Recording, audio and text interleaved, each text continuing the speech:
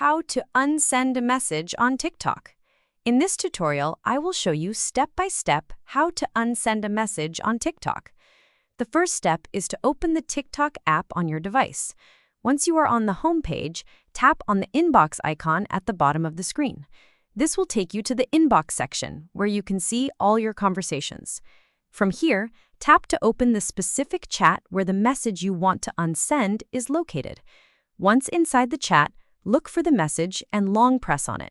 A menu will appear at the bottom of the screen with different options.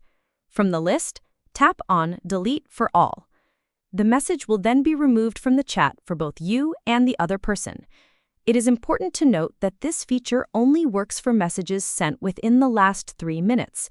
If more than 3 minutes have passed, the Delete for All option disappears, and you will only be able to delete the message on your own device while it remains visible to the other person. If you don't see the Unsend feature at all, make sure your TikTok app is updated to the latest version, because it may be missing in outdated versions. I hope this tutorial has helped you fix the issue you were facing. Make sure you like the video and subscribe to our channel. Thanks. That is how to unsend a message on TikTok.